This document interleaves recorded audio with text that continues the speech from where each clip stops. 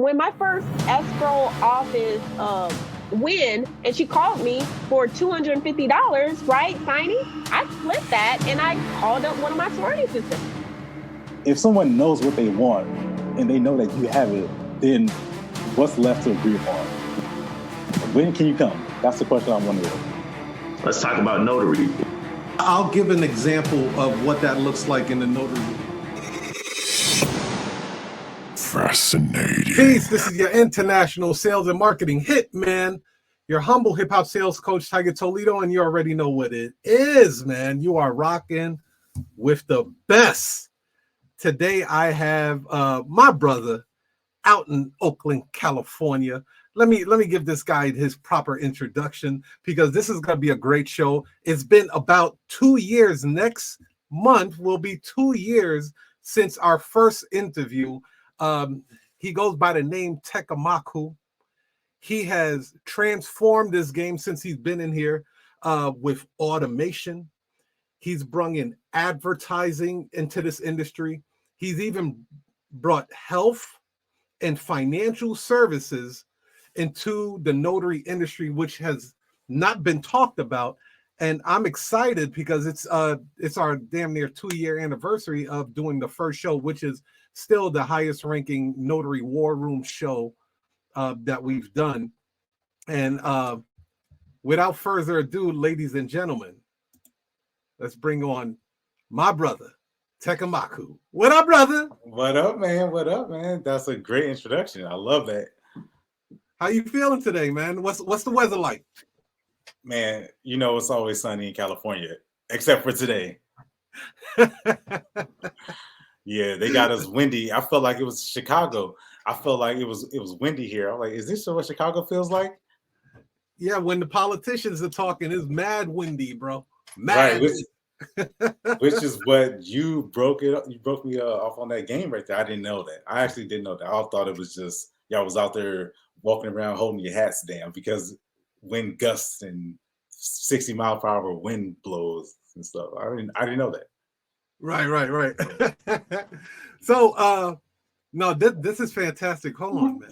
Let me make sure that we are live on all platforms because we're streaming live from Instagram, YouTube, and Facebook. Matter of fact, I might just throw up my phone on here, but we got a lot to talk about, man. Oh yeah.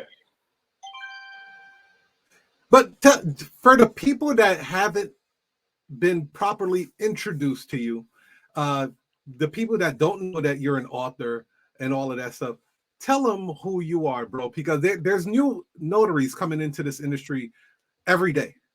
There's old notaries exiting the industry, and there's new notaries, fresh blood coming into this industry every day, man. What would you how would you introduce yourself?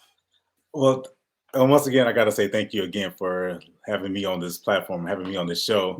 I remember it was about 2 years ago when we first did the first episode, and I still play that episode back to this very day. I look at it, and it's amazing just to see how much we've done in that time. But yeah, for the people who don't know me, my name is Tekk Amaku. I am from Oakland, California. And, you know, I have a very, you know, I don't have some, you know, over extraordinary or very unfortunate story. I don't have something like that. What I have is a person who basically, you know, I follow the model, you know, this is how it is. Business ownership is a part of that whole journey. So I came into the notary industry wanting to have a business. I was very specific about that. I always knew that I wanted to do something big in the business industry. Notary is, to me, one of the first steps to dipping your toes into entrepreneurship. And you know, I came into the industry. I wanted to do something very specific, and that was to own a business. And I knew from what I knew about the notary industry in general, a lot of people, they approached it in a way that was, it was very traditional. It was very, I don't want to call it outdated, but to put it this way, you know, the model has been around for a very long time. People need something signed, and then they drive around town, or they find somebody who is a friend of the family, and they go and get this document signed. Or maybe they go to a bank, or maybe they have someone else, like an attorney or another family member, who recommends somebody. And that's exactly how, when I got into the industry, or what I knew about the industry, that's the model. So when I came in, I didn't want to do that. I knew that existed, but I knew that I wanted to have a business. And for me to have a business, I can't be the person who does all the work. It was very simple. Before that, I had got fired from a what some people will call a dream job. Um, I wasn't worried at that time, because me understanding that in order to not ever be fired ever again, I had to have a business. So that was a necessary step. It had to happen. Mhm. It had to. And by virtue of that happening, but here's where we find ourselves. So I was very intentional about avoiding that ever happening again. And the only way to ever prevent it was to own a business, and having a notary business. And we're going to talk about this a little bit later, why being a notary signing agent versus being a notary business owner, why these are two distinctly different things. So when I came into the industry, I brought what I knew from the medical field. And primarily that consisted of new patients. So I treated my customers, my new clients, like new patients. So I took, you know, what I learned and what I crafted and what I perfected, and then I just took exactly that and then just put it into another industry. And thankfully, it's been working out well. Yeah, indeed, bro. So since we're talking about notary signing agents and we're talking about notary business owners, right? Is there a difference, or is it the same? Oh, I'm glad you asked that question. There is no difference, Mm. depending on who you're talking to. Mm-hmm. There is no difference depending on who you're talking to. If you're talking to somebody who is a signing agent by trade, by training, then it may not be a big difference, because a notary public, by virtue of having the title, you and I have the same commission. We both have the same designation from our Secretary of State to go out and be notary publics. Thus, we can perform signing agent work. But here's where the difference lies. And this is why I say it depends on who you're asking. If you're asking me, I would say there's a distinct difference, a categorical difference between the two. And it's important that we recognize that early on. Let me break this down. Because on one side, you're doing for yourself. And then on the other side, you're doing for others. A signing agent, you're doing for yourself. You work for yourself. You are working on behalf of probably a third party company, a signing agency, or maybe even a title company or some other company, right? And then you go out and execute work. You know, this is something that you do, right, on behalf of others. But you are the person who's executing the work. On the other hand, the business owner, that person, they're doing for others. They're actually the persons who's distributing the work. They're the people who, and it just takes a little bit of a step back just to realize that there is a distinct difference between the two. On one hand, I can go out and get an assignment for a new property that's closing down the street, and I'll just go out and execute it, no problem. Once it's done, I'll go and send the documents back to wherever it needs to go. Maybe I'll leave it with the client. That's on one hand. While on the other hand, the business owner side, this is why there's a difference, because I myself secure the lead. I myself negotiate the deal. I myself have gotten or obtained a new client. At that point, now I'm able to, and this may sound like people are saying, oh, well, he's just describing a signing agency. To the untrained ear, maybe. But here's what I'm saying. At this point, you are still an independent notary public, but by virtue of you being the client coming directly to you, because you've set up kiosks, or what I like to call kiosks, you've set up these stations all throughout your city, all throughout your state, or wherever you need to go. And then somebody bumps into your kiosk, and then they say, I need a notary. They call you, you've secured the client, and now it's up to you to either go and execute it yourself, or you find someone else to do it. And this is a step-by-step process.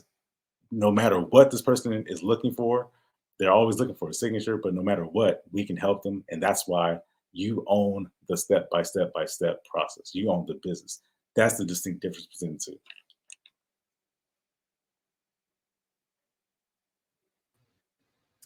I love it, bro. So, you know, we do, you and I, we do the notary sales training every day, every Wednesday. But you and I personally, we do it every day, right? Like, because we talk all the time. We talk every day. Really specific question. What do you feel is missing in the game right now in this notary business? What do you feel is like really needed, not really spoke about, right? No. What do you think that is? I get what you're saying. Yeah. I get what you're saying. Because this is an easy industry. It's not very difficult. It's not very challenging. No. It's because somebody is in need of something. And that's really the best you can do. Oh my gosh. You mean to tell me that this client comes to me? You mean to tell me I don't have to go knocking on people's doors? You mean to tell me I don't have to pull someone's arm? I don't have to. It sells itself, right? You just have to set up the avenue. You have to set up the apparatus. What I think people are missing is that they don't know really, they don't know really what a notary public really is. Mm-hmm. I think that's what's missing. So you believe that the clients don't really know what a notary is? Oh, clients definitely don't know what a notary is. Wait, are you saying that notaries don't know what a notary is, or clients don't know what the notary is? Notaries don't even know what a notary is. Most notaries don't even know what a notary is. So how would that change the game if they had a strong understanding of what a notary job was? I think they wouldn't be as scared. I think if they really knew, if you really knew what a notary was, if you really knew, you wouldn't be as scared. If you really knew what you were doing. Dawn said, well, damn, Tekk. They don't. What's up, the Notary Nation? Dawn out there in Florida. The Queen is in the building. You know what I've been fascinated by is I'm really curious in finding out what notaries' true desire in this industry really is. Like, what do you want? Like, why did you come into this industry, and what are you expecting from this industry? Do you have any idea, like, what their desires are of coming into? Let's be honest, man. Like, this is not the most exciting industry to be in. Lucrative though, but I feel, me personally, feel that notaries are looking for something much greater than being a notary or a notary signing agent. What would you say? Because you also teach notaries, you're also an instructor. What have you discovered is the desire of notaries? I like to say that, you know, people are still people. You're still going to do whatever you do. You're still going to go to places that you go, hang out with people that you hang out with, and you just happen to have a notary commission. You just happen to have this stamp, right? You're still going to go to work. Some people still work. Some people have kids. They go on vacations. Your life still happens. But on occasion, when you're at the movies, or you're in the bathroom, or you're asleep, or you're driving to a vacation with your family, somebody might actually need you and say, hey, I've got 6 documents from Wells Fargo and I need to get them signed. Can you help me out?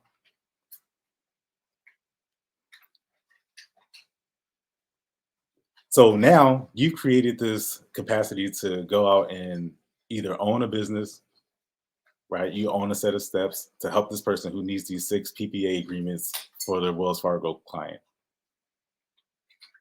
Don't matter what their charge is. They have got $100 million client and the last notary didn't show up. So you have a reliable way to help somebody. But you're a regular person. You do your normal everyday thing. Now you have a way to systematize it. Now you have a way to give somebody an avenue to get something done, and you can get compensated for it. To me, a notary public, a person who understands that responsibility and they take it seriously, there's an opportunity for them. Mm-hmm. After all, isn't that what you got into this business for? Or, why did you get into this business? You remember why you got into this business? Yeah. Why'd you get into the notary business? It has changed over the course of years. Actually, when you reflect back on it, like, why did I get into the business? It turned out, helped out really well. But ultimately, when I got fired, I'll never forget this, March 2019, the first person I called was my grandmother, right? The first person I didn't, I don't remember what exactly I told her, but I told her, I'm not going to be working there anymore, whatever it was. And, she was very supportive. She didn't say anything that was overly profound or, but she's always had my back and stuff like that. So I called her. The second person I called was Andre Hatchett. So shout out to Andre Hatchett. If you guys don't know who he is the godfather of this notary business, of teaching people the business of notary. So I got into and put it this way, I was fired on Thursday, took Friday off. By Saturday, I was driving Lyft. I got into this business because working up to that, I understood that business ownership was so important. And this was a low entry way I didn't have to put up $500,000 capital to go and start this, right? I didn't have to put up collateral and hire people and pay overhead. I didn't have to do all that. This was something where I was already going to be driving around. You know what I'm saying? I was already going to be on the road. And if somebody just happens to say, I need a gun permit signed, well, give me 30 minutes, I'll be right there. Or give me an hour, I'll be right there. That was my thinking. So I got into the industry to have a business. And the more and more I realized is that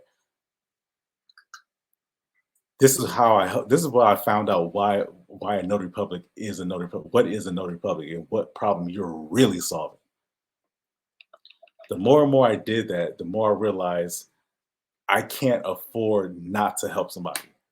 Because in the moment when they need me, the moment when they actually need a notary, they've probably exhausted a few options before that, just at the time. And now I got better with the SEO, get better with the management and the advertising. But I knew that person had failed. For some reason, they got to me somehow. I don't know. They went to the bank rejected them. They called another person, didn't answer. They got to another person, they interrogated them. And now here they are in my lap. They're like right here. They're on my doorstep and they're handing me an envelope full of cash. If I can go and meet them at the coffee shop or if I can meet them at the house. So I got into the industry to start a business and I knew that me driving Lyft or doing whatever it was at the time, the compensation for what I was getting wasn't even close to what the notary industry did. It wasn't even close. When you broke it down by numbers, I started to track, my outcome, my results. Thanks to your book, I started to track things, started to track mileage, track income, track the time, track the calls, track the pay. I was like, there's nothing close to notary. Not at that time. Yeah, that's it's an evolution from your 2 years since we did the show last time. What would you say have changed with you from 2 years ago, because you're still a notary, correct? Yes. From when you started well, you started years ago, but where you are today versus where you were 2 years ago when we first did the interview, what has changed? Oh my goodness. I don't know if I can keep count, man. So much, because it's every day, it's all the time. I would say some of the bigger things is the book for sure. I don't know if I had the book out at the time, but maybe I did. I can't remember. But definitely the book. Definitely becoming more focused on doing for more people, doing for others, helping out other notaries who may struggle unknowingly, who may struggle unnecessarily. That would be like the biggest change, because I can see the problems coming from a mile away. I can see it. You mean to tell me that you get 7 people who call you every single day, but you only get 1? So I try to tell people, I try to give them the confidence that anything less than 100% is unacceptable. That would be the biggest change. Anything less than 100% is unacceptable. You should get every single person who calls you, every single one of them, all of them. There's no reason why you shouldn't. Mm-hmm. And if you don't, why? What happened? How? Why not? Let's break that down. What were they confused about? What were they unsure about? And you can fix it right there on the spot. If I was a new notary coming into the, let's say I was a notary. No, I'm not a notary. I'm considering becoming a new notary. What is the best course of action you would recommend if I had a chance to meet you at a coffee shop or something? And I say, oh, you're a notary? I've been thinking about becoming a notary. What would you suggest to me? I would say pick another. No joke. I would say go get. Don't do it. Run. Yeah, people will call me and they will say, "Hey, I'm a new signing agent, and I was looking to sign up with your company." I say, "Really? You calling me to give you a job?" I say, "You called the right spot, because I'm looking for you. If you are a new notary and you're trying to get into this industry, I would say do it. But I would say attach yourself to one person and follow them. Not 3, not 4, one person and follow them. If you got to do one person online, like one person virtual, then go ahead, do that. Mm-hmm. But if you have to do it in person, I would do it in person, preferably. If you do both, that's probably even better. That would be the ultimate thing. I would say attach yourself to one person and follow that person to the top. Keep going with them. Now, I'm biased as to who that person might be. Sure. Here's what I mean by that. Listen, I work with notaries all over the country. You don't have to work for me. That's perfectly fine. I know I'm not for everybody, but I will say this, because I work with a lot of people in real life, in person. A lot of people, right? I have 22 notaries who I work with in person. These people are not online, or a lot of them are, but they're not. These are individual people who have their own lives, and I work with these people. Right? Some of them have been around for a while. Some are pretty brand new. But I'll tell the person, hey, listen, how do you want to operate this? Do you want to follow a model that was in place, like this old school notary public business model, or do you want to follow more of an updated modern business model? Here's the difference in the two models. On one hand, you have a storefront, you have a phone number, you have a reputation in the community. You've seen generations of families grow up. And then on the other hand, and again, there's no better or worse, there's no superior or inferior to this. But on the other hand, you're dealing with a clientele who is an account executive at Wells Fargo, or they have 100 clients because this is the headquarters of some oil company or some furniture company, or you have family members who are in the hospital. They just go into their computer and then they just type in notary near me. because that's what people do. And that person bumps into your storefront, your virtual storefront. On one hand, you got the brick and mortar place. On the other hand, you're everywhere. That person then contacts you, or they somehow engage with your storefront, your advertisement, your banner, and then they initiate this contact, this call, this email, and then you service them from that point on. Where do you need me? How many people are going to be there? Is everybody legal? Is everybody legit? Yeah. Okay. You got cash, don't you? Or you got some form of payment? Great. Let's get this taken care of.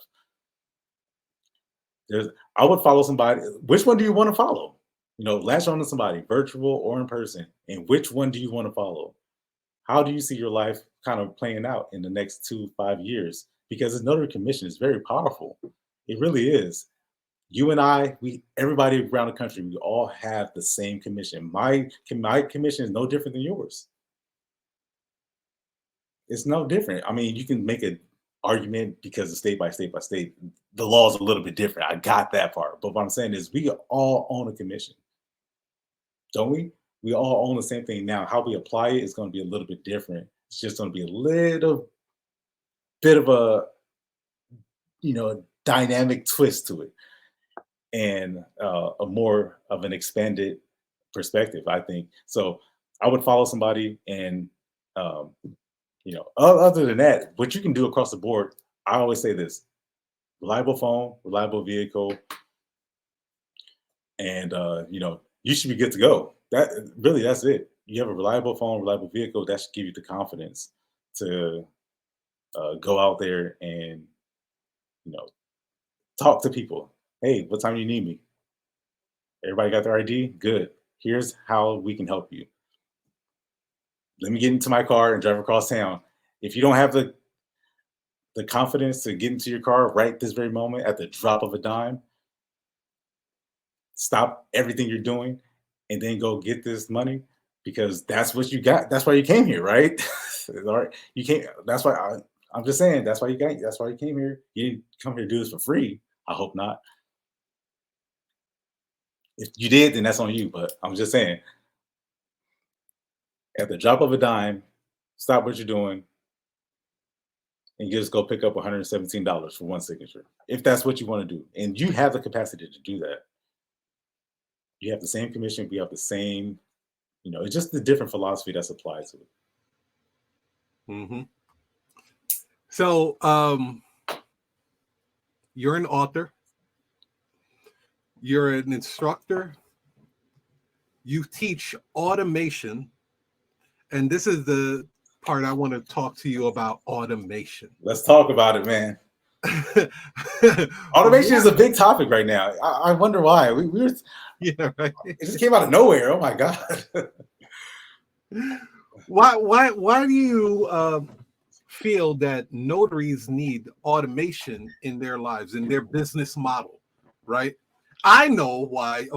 You of course know why, because you're like king automation when it comes to notaries automating their business, which is,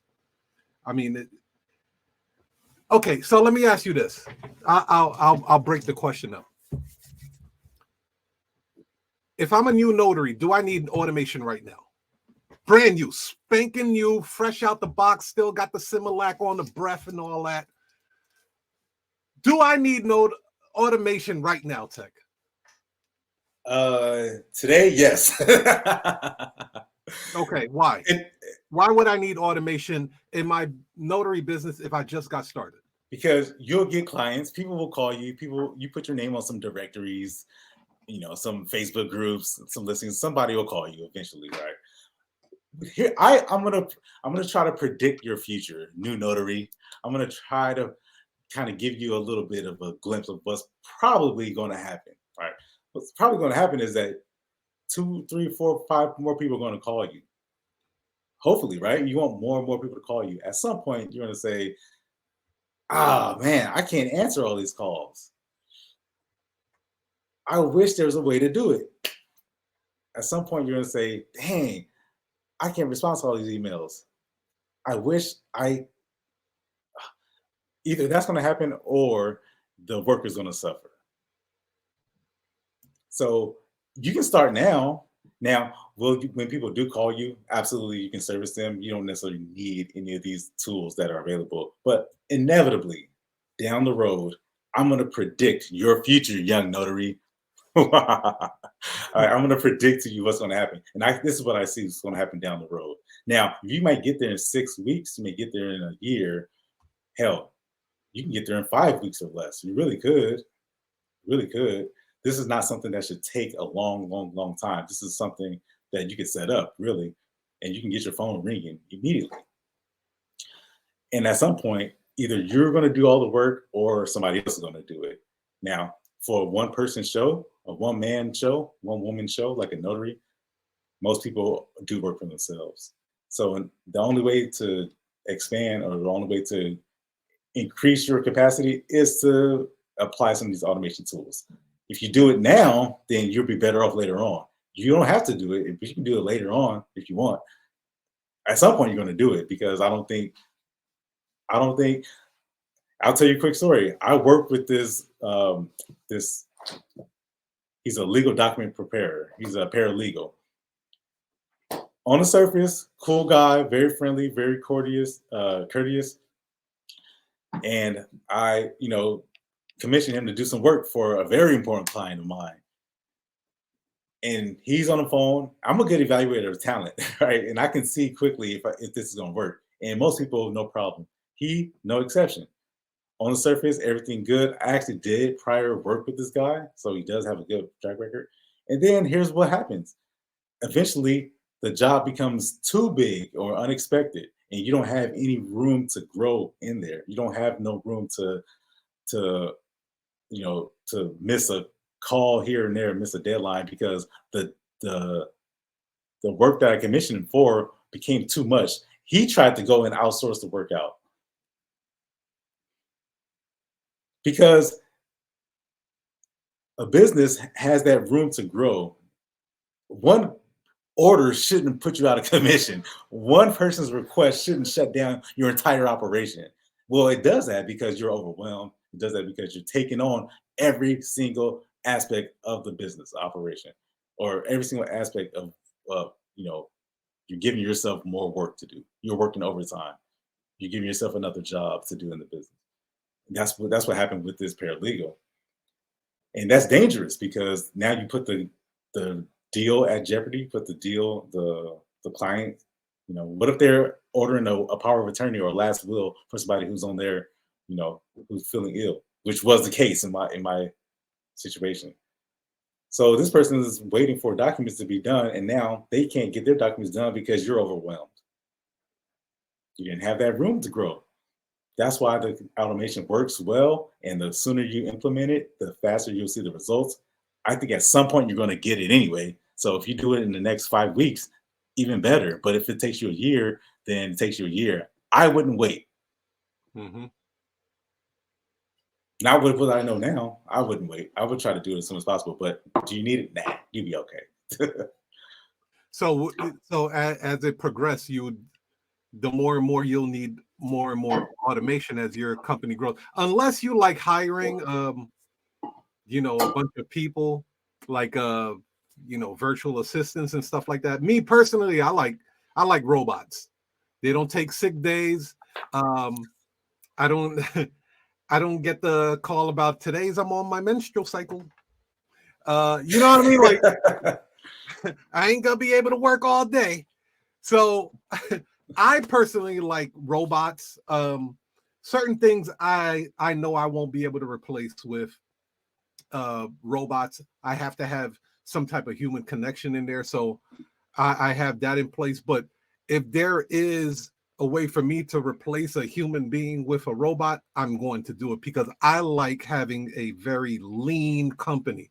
I like the company to run 24 hours a day, 7 days a week without a hiccup.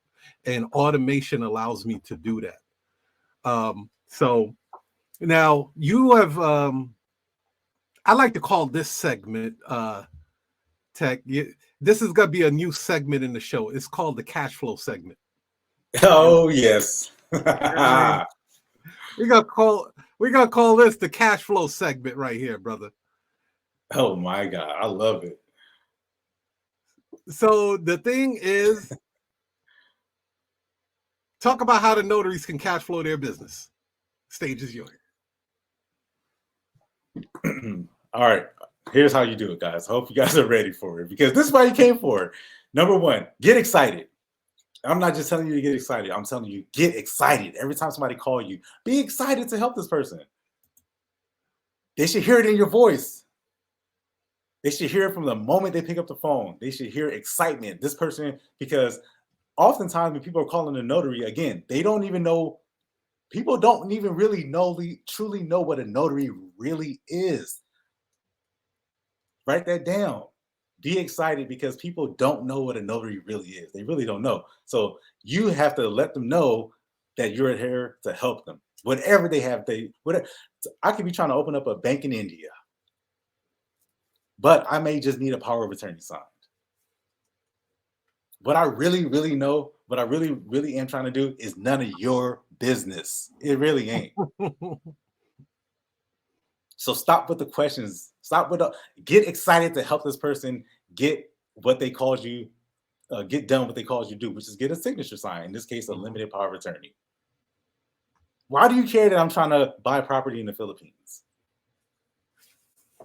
Why are you asking all these questions? So get on the phone, get excited, start with a personal greeting. I say I've tested a few different professional greetings, and this is what I'm saying. This is how to cash flow your business. This is how to keep it coming. All right. On automation. Right. I say it's a great day at ABC Notary. This is Steven speaking. What document can we help you with? Boom. Already. I've exceeded. First of all, they probably didn't even expect that because they didn't know what a notary is to begin with. So let me explain to you let me show you who you just called. Let me break this down for you. Today is a great day at ABC Notary.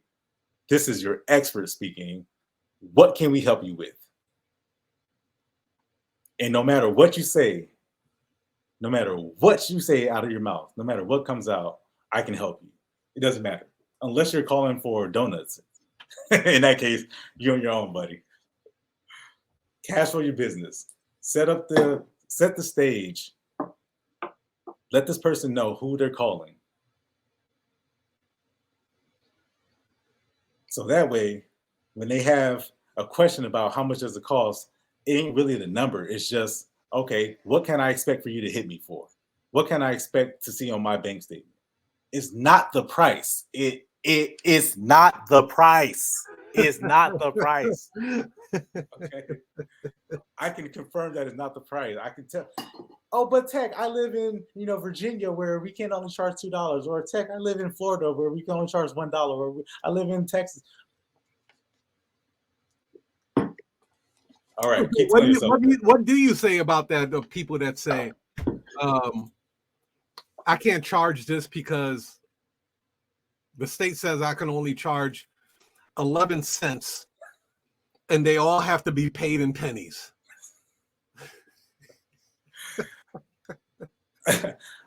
I would ask you a question. I would say, well, it sounds like you might not be in business for very long. So do you want to sell me your phone number so I can take over? No, joking. What I would say to that person is, well, where'd you get that information? Number one. Well, and then they point out some statute, some law, some article in some constitution that says, they become a student of the law all of a sudden. Everybody's an expert on the law. What about your business? What about your business? How are you going to be able to operate with 11 cents per hour? If that's what you truly believe, I would say get out of the business immediately. If you don't think you can charge more than $2 for 20 hours of work, then I would say you should probably get out of this business. I would.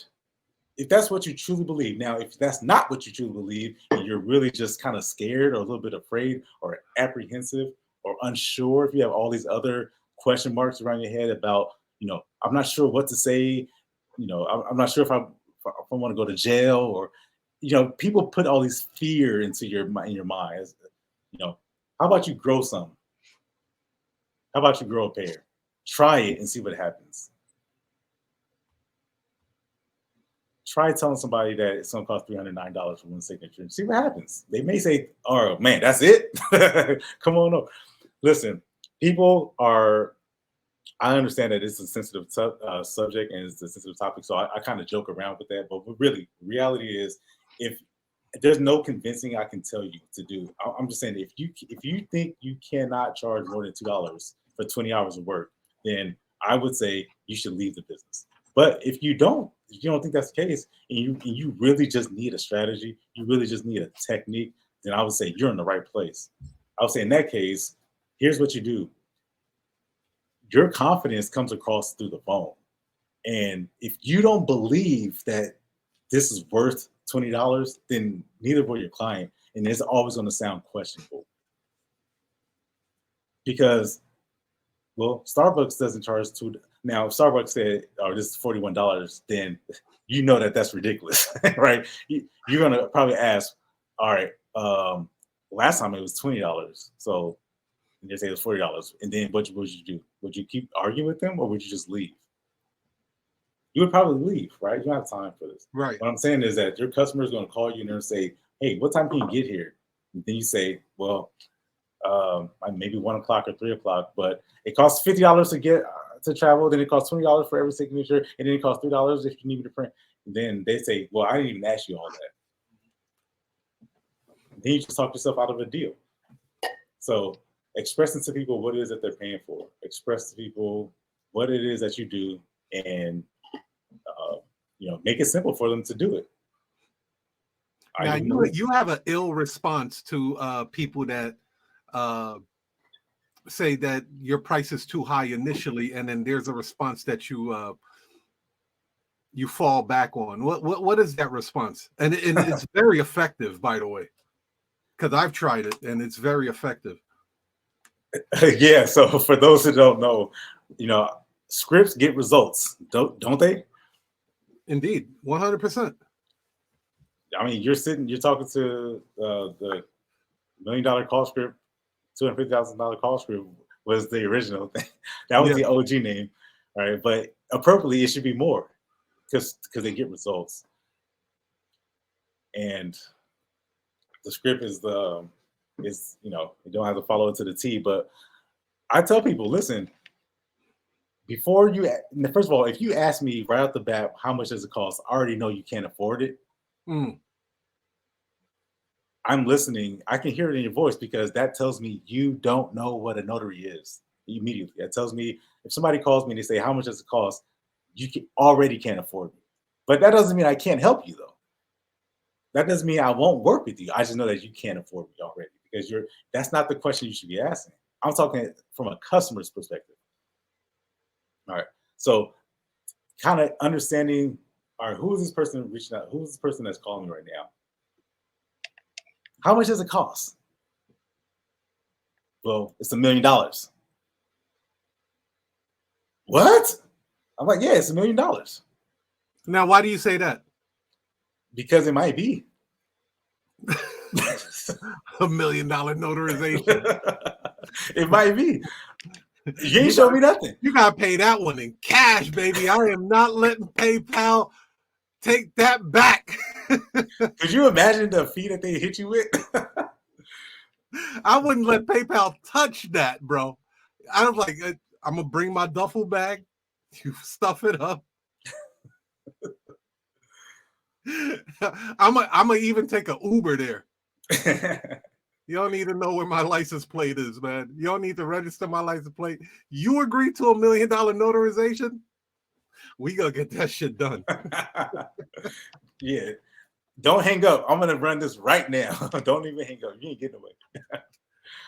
I tell people. Do you really though? Like, I mean, do you think like saying it's $1 million, like it might be $1 million notarization?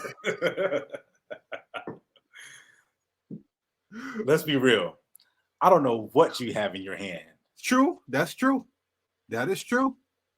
I don't know what you have in that clipboard of yours. I really don't. You might have 1 million signatures, for all I know. Yeah. So if that's the case, then it's $1 million.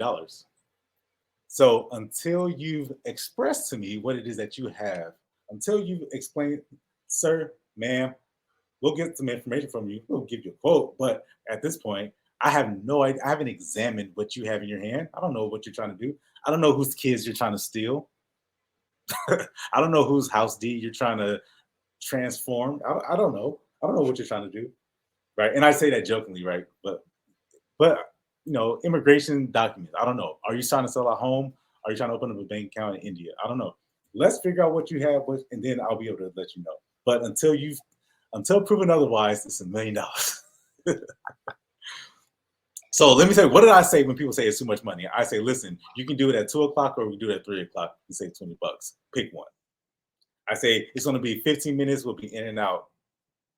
You know, what time do you want us to come? There's a bunch of different ways to say it, but what I've been trying recently, and this has been giving me success, is I'll give you the price. Let's say it's $100, and they say, "Oh, that's too much money. I didn't expect it to be." All right. What time do you need it? Do you need it like right now, right now, or do you need it like, you know, whenever you get around to it? Oh, it's not that important. It's not all of a sudden it's not important. Here's the reality: everything is important. Everything is high urgency. It's just that I haven't expressed this person what I need or what it is that I do. So I'll tell the person, you can do it for $100 right now.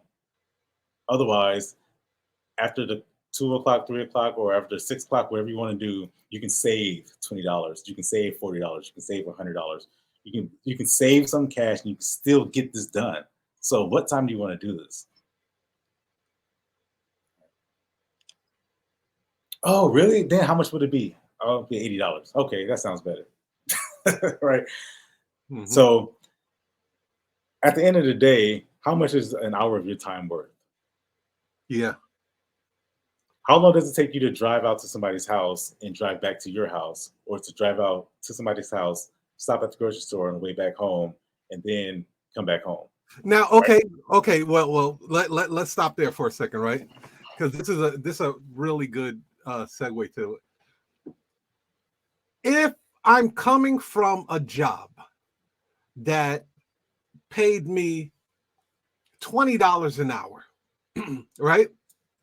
Now you're telling me to calculate the notarization off of what do I feel my time is worth? Well, on this side of the spectrum, I've been getting paid $20 an hour for the last fucking 5-7 years, right? With my job.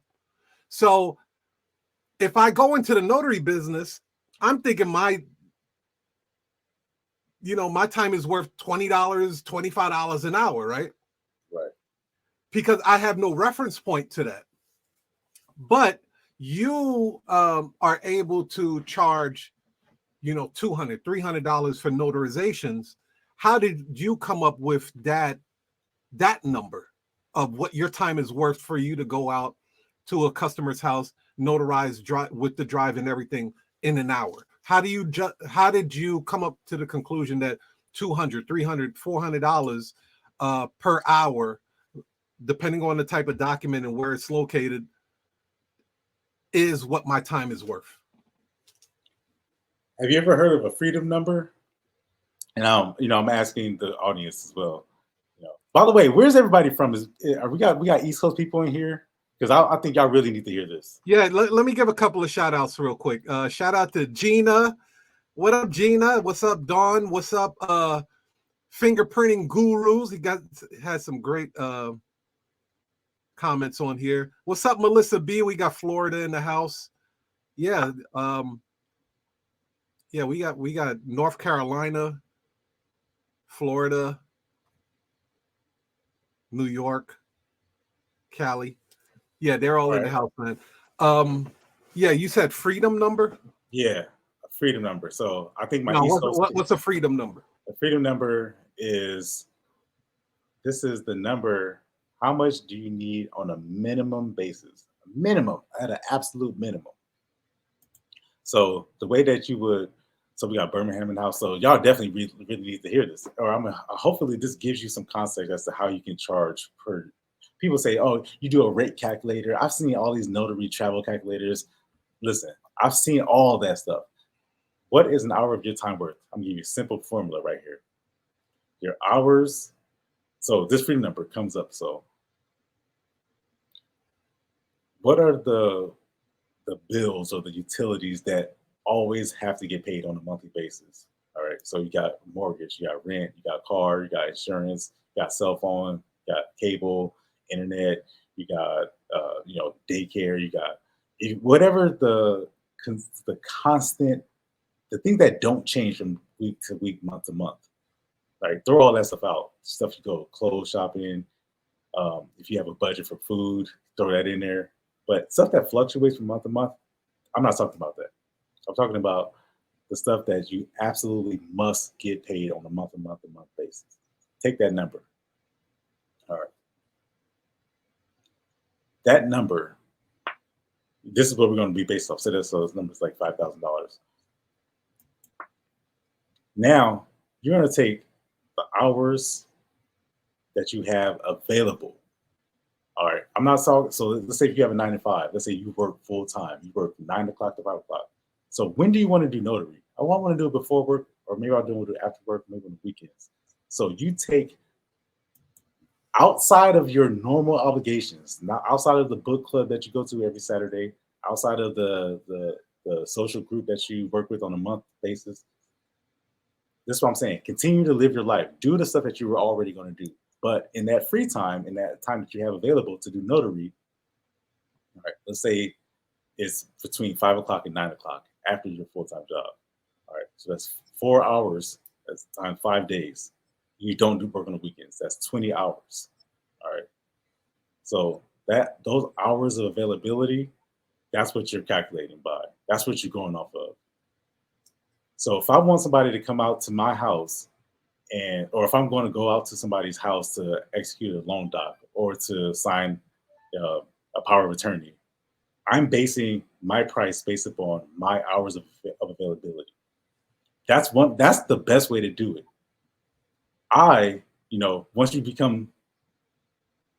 Once you start becoming entrenched with automation, now this is when you can run a full-time job and you can still have the business operate while you're still at work, right? Because you have these sort of guardrails built into where people can't book you before an hour or 2 hours or 3 hours. You have this cushion. But I would say take the hours of availability that you have. Most people work 9 to 5 or they work 12 to 6, whatever it is. And your notary hours are from 8 to 8, right? So that means you have 1 hour in the morning before your 9 o'clock starts, and you have 3 hours in the afternoon from 5 to 8. So that's 3 hours. 1 in the morning, that's 1, and 3 in the afternoon or evening. So that's 4 total hours. You do that 5 days a week. That's 20 hours. So you take that number, you divide that by your freedom number, and that should tell you what you should be charging per hour. And then I would divide that by 2 because that's half an hour. Because only a notary appointment only takes half an hour. So that's right. Yeah. Okay, the freedom number. Yeah. I like that. Pricing. It's one of my favorite subjects to speak on. I probably get the most DMs about pricing. About how do I price my services? How do I make more money and run less appointments? Because I mean, me personally, running a lot of appointments ain't the name of the game. To me, it's not. It's getting very high quality clients, making the most money I can per client, and delivering 5-star service, of course, but making the most money per client so I don't have to run a million notary assignments. You being an agency owner, what have your experience been with that? And how does that play into having pricing yourself correctly? Man, goodness, me printing out 1,000 pages of paper per day does not sound like a lot of fun to me. I didn't get in this to do that, to run 30 appointments per day, run your car into the ground. Think about this. Are you running a job? Are you running overtime? Are you working more? And then not even getting paid what you thought you were supposed to be getting paid. So here's where pricing comes in. All right. Am I working more? Am I working overtime? Am I driving to 11 appointments? And then how am I, and what's the return on all this time? So when you start tracking these things, tracking how many times you went out the door, how many miles did you drive, how many destinations did you hit, and then you talk about the return. Well, it costs money every time you go out to these places. Every time you go and buy donuts and to take those to the title company. And then what's the return on that? Now, talk about pricing. Would this be a better way to do it? Would this make more sense? I go to Thumbtack and then I pay $5 for the possibility of someone giving me some business. The possibility. It's not a guarantee, but the possibility. So I pay $5. I put that up front. This person, like we said, they don't know what a notary is. They really don't, but they just were told to go and find one. But now they come across you and then they say, well, I need one signature. Now listen, I've already paid for this, $5. They are expecting $15, so I'm already out the whole $10. They're not expecting to pay more than $15. So if I charge them $15, I've already lost $10. You guys follow that? So how long are you going to be in business by losing $10 every time somebody calls you? You're not going to be in business for very long. Here's where pricing and positioning comes in. Because I'm able to give this person exactly what they look for, this is where automation comes in. And I'm able to do it quickly, urgency. I'm able to demonstrate to them that we can help you right now, when you want it. Or we can do it later on this weekend because your mother's not available. We can work with you. I have to express that to them. Because I'm able to do that and I'm able to do it quickly because that's what they were expecting. Now I can charge you $120. Therefore, I paid $5 for you to get in front of you, or I can charge you $85, right? But nevertheless, I paid for you to get in front of me. I've given you exactly what you're looking for, and then I built in enough cushion for me to actually operate my business, for me to pay for those that freedom number I was talking about, for me to pay for the things that absolutely must get paid for me to pay for the advertising, for me to pay for the phone, pay for the internet, for me to pay for the gas in the car, all those things, because I'm able to price myself by giving the person exactly what they look for.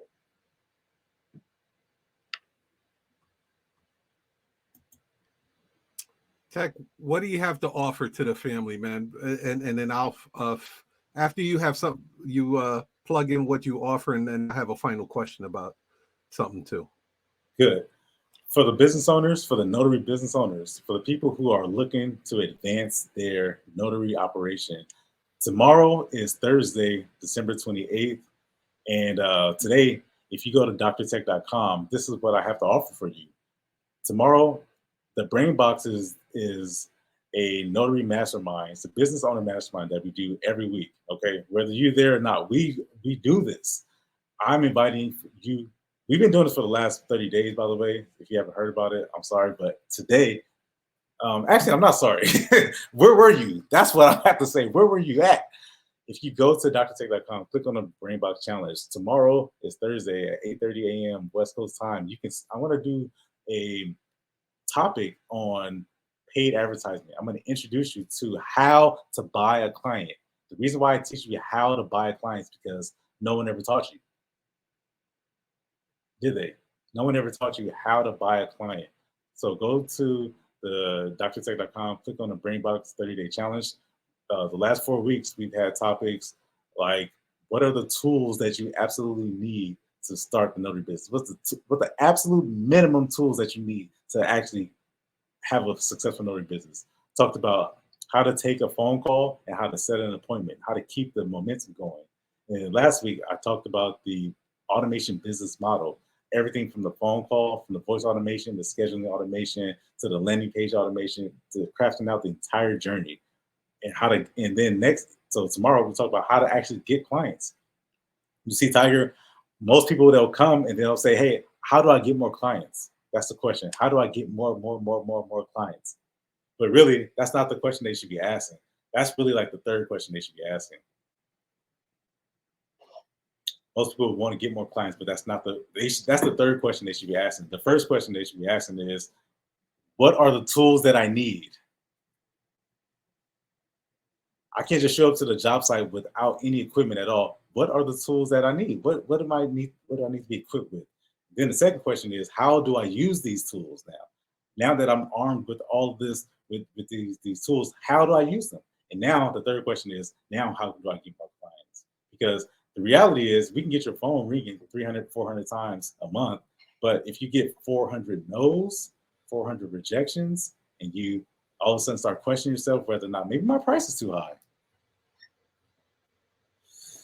Oh, people won't pay that. Maybe it's because I live in Virginia, or because I live in North Carolina, or because I live in Texas. People won't pay that. Well, how do you know that? Because I wouldn't pay that. Well, here's the thing. What are the tools you need? How do you use those tools? And now you start getting more clients. That way you can start, you can build, you can grow into your company. So go to drtekk.com. Brainbox is tomorrow. I would sign up. What have you got to lose? What? Yeah. Making more money? What? I agree. And I love the Brain Box. It's really like a mastermind. It's a nice tight group of like-minded notaries that are looking to achieve an incredible amount of success, not some low-level shit. You know what I mean? And that's why I like the people that are in the Brain Box, because I get to network with them as well. Answer some of their questions, help them out the best way I can. It's awesome, you guys, and it's free. I think tomorrow's the last day for that 30-day challenge, but sit in on it because he's going to go over how to get leads. Like I've broken this industry down in two simple categories, bro. Lead generation and then lead conversion. That's it. I've learned how to notarize documents on the fly. On the way to the customer's house, I've learned how to notarize the documents by watching a YouTube video. I'm gonna be honest with you guys. Like this is what it is. I remember a lady called me and said, hey, I need to do an I-9 form.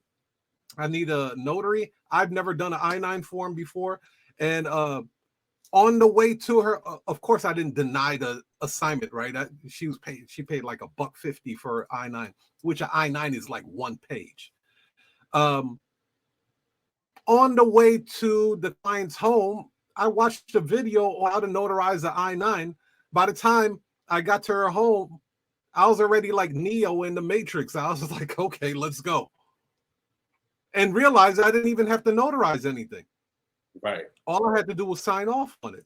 So a lot of this stuff you can learn on the fly, but the major two components that I've narrowed it down to is lead generation, which is what you're going to go over tomorrow on the Brain Box, which you also go over that on Thumbtack for Notaries book. Yeah. And then once you get the lead, what do you do next? Once you get the phone call, right? You got the phone call now. You got an inquiry. How are you going to navigate that? And do you have the skills to navigate it and actually get a much higher price than what the average notary would get? Do you want to be average? That's what I would ask, right? But once notaries start getting all of this information from you and Tekk, and they're making really good money. I know you're in the financial services right now. What should they be doing with this money? Should they be blowing it on cruises? Should they go buy that G-Wagon? Should they reinvest it in their business? What's your suggestion? How have you been approaching this level of, because cats been squandering their money. Yeah. I've talked to enough students, I've taught enough people to realize that they've been blowing the bread, but their business has not been scaling. The business is still at a plateau level.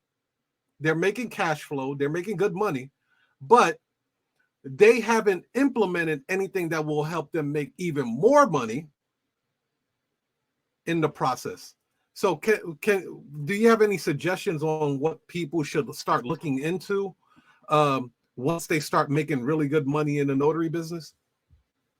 Yeah, so the company that I'm involved in with, we help individuals, and we help them create for themselves what's called the 5 pillars of financial stability. And what we've realized is that if you're able to, be good in these 5 areas, then you and your family, you guys should do pretty well. You either by yourself or your family should be, be good financially. Now, the one thing that affects everybody is debt. Number one. Mm-hmm. And we have a great example because people just like to spend money, and that's what they've kind of done their lives. But as we all know, that this country is really in a big financial crisis. It's a debt-based economy, and once you kind of understand that, then you realize how it's nothing you have to be afraid of, but you definitely have to be under control. Now, if we agree that most people are in debt and that debt is a little bit out of control, let's say that, so how do we define that? How do we help to get that under wraps and win that war, so to speak? So what we find is that most people want to just make more money. They just want to work overtime. I just want to get more and more signings. I just want to, give me as much possible so I can get out from under this debt, right? That's what they're complaining about. Let me go get another job. Let me go work more. And the reality is that if they make more money, but your habits don't change, then you just find yourself in that same scenario, won't you? You just keep finding yourself in that same area. So it's a little bit of a habit thing now. It's our habits have to change. And one of the habits that I am privy to being well known about is paying yourself. Paying yourself first. That's really the separation between people who collect, make direct deposit or something, and then they just pay their bills, and then they neglect their family, neglect their future, and they neglect themselves. And once you have this business owner mindset, now all of a sudden you look at your operation like a business, and then you pay you first, you pay yourself first, and and then you start paying other people, pay all those other obligations, right? Talking about that freedom number, and kind of changing your perspective. So that's the difference. I think the habits is really a really big thing. And once you start learning good financial habits, then you put yourself in a better financial position. You start learning bad financial habits, you be in a poorhouse real quick. Mm-hmm. Indeed. So any last words, brother? Yeah, I'd like to say that, overall, go all out, man. The notary industry, if you have a notary commission, consider yourself to be in a privileged position. I would say go all out. When you get a phone call, when you get an inquiry by email or phone call, here's what I would do. I would craft out a journey specifically for that person. So that means if you're a banker, if you're a mother, if you're a business, I would craft a journey out specifically for that person. And then this is going to help you get more confidence to secure more clients. Now, the way you go about that is, it's up to you, but here's the best way. Get a dedicated phone number, a dedicated phone that's only for business. So that way, when you hear it ring, it's time. It's time to go. It's showtime, man. So get a dedicated cell phone number. I'm not talking about Google Voice. All right, I'm saying things that you can do right now. Don't toss out the Google Voice, get a dedicated phone number, so that way when it rings, you know that this person is looking for a notary. And at that time, this is how I would approach it. I would get very few details. I would get where are you? I would get who's all going to be there, and does everybody have valid ID? Once you got those things down, then I would proceed to help that person. I would stop it right there. I would not interrogate them any further. I would not question why the sheriff is looking for them, or what time, or can they meet you in the parking lot, or what the specific location. I would not do any of those things. I would say who's going to be there, does they all have like who's all going to be there, and does everybody have ID, and what time you want to do it. So once you got those details down, at that stage, I would say, listen, here's how we can help you. Because this is a business and we need to make this legit, we need to make this on the records. Once you process your payment, you'll get a confirmation, and we'll be able to give you exactly what it is that you're looking for: your power of attorney, your LLC agreements, your adoption paperwork, your loan closing, whatever it is. That's how you're going to run the business. And that goes for signing agencies, that goes for Snap, that goes for all these other companies. That if somebody calls you and you are a business owner, if that's what you say you are, then this is how I would approach it. Some people are not doing that. They're neglecting that. Like, again, they're paying everybody first and not paying themselves first. Switch that. You can switch that. And if you need help, come to the 30-day Brain Box Challenge. I can help you to learn to love this. It doesn't have to be as difficult as it sounds. And you can really, really do yourself a favor by being in the right environment. So other than that, man, thank you for having me on the Notary War Room. I love it, as always. I wish we had time for questions, but I guess we got to roll. So otherwise, no. We do have time for questions. Okay. Let's see. You guys can put your questions in the comment section, whether you're on Facebook or you're on YouTube or the other channels that we're streaming on. Go ahead and type in your questions and for Tekk, and then we can definitely touch on that. It's interesting, man. So you say there's no difference. Well, that's what you said initially. There ain't no difference. It depends on how you look at it. The notary signing agent versus the notary business owner. Man, I don't think so. I know so. I know they put it this way. There's a technical side of it, and then there's everything that, listen, when you took the notary exam, and by the way, some people don't even have to take exams. Yeah, I didn't take it. I think that's really cool. I think that's what you just put your name on. How easy is that? You just sign up and then you just get the commission. Yep. But to put it this way, when you signed up, did they tell you how to get a client? Hell no.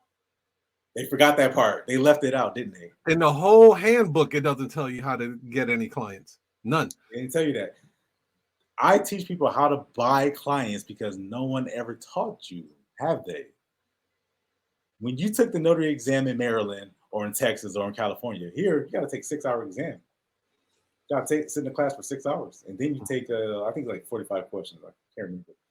But nowhere in that class did they teach you how to get clients, did they?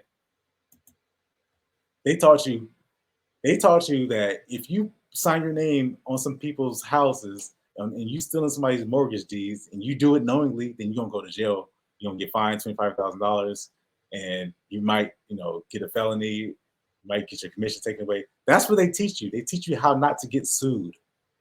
And then they say, good luck. Kick you in your ass. Like, go ahead. Thanks, but bye. Good luck. Yeah.